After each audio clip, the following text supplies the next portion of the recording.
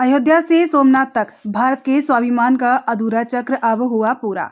भारत जनसंख्या में सबसे बड़ा, सबसे तेजी से बढ़ती अर्थव्यवस्था, डिजिटल ट्रांजैक्शन में सबसे आगे और अनेक पैमानों पर शानदार प्रदर्शन करता हुआ प्रधानमंत्री मोदी के नेतृत्व में विकसित भारत के लक्ष्य की तरफ बढ़ रहा है। अब यह प्रश्न है कि यह किन मूल्यों के आधार पर विकसित होगा। ध्यान रहे, भारत सिर्फ आधुनिक विश्व की उभरती शक्ति नहीं, बल्कि विश्व की एकमात्र जीवंत प्राचीन सभ्यता है।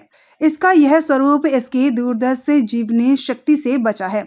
अनेक बर्बर आक्रमणों के बाद भी अद्भुत संघर्ष करते हुए इसने अपने को अनादिकाल से जीवित रखा है।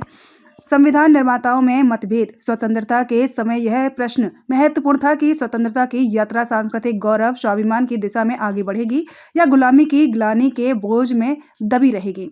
इस पर हमारे संविधान निर्माताओं में मतभेद था। सोमनाथ मंदिर का पुनरुद्धार उसका मुख्य बिंदु था, जहां सरदार पटेल, राजेंद्र प्रसाद, के.एम. मुंशी जैसे लोग सोमनाथ के पुनरुद्धार के पक्ष में थे। वहीं पंडित नेहरू इसके विरुद्ध में थे। पंडित नेहरू को लगता था कि हिंदू धर्म का पुनरुत्थान सेक्युलरिज्म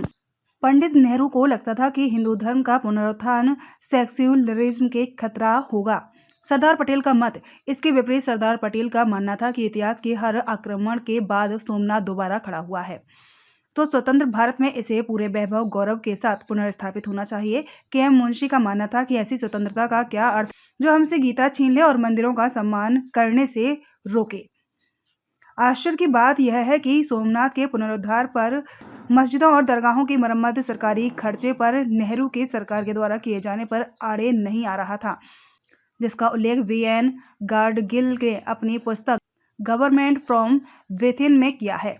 धार्मिक उन्माद पर नकाब। यह विरोध सिर्फ राजनीति नहीं था, सैद्धांतिक भी था। नेहरू ने अपनी पुस्तक कट महमूद गजनी को एक योद्धा और पैसे की चाह में भारत पर आक्रमण करने वाला बताकर उसके धार्मिक उन्माद पर सेकुलर नकाब डालने का काम किया।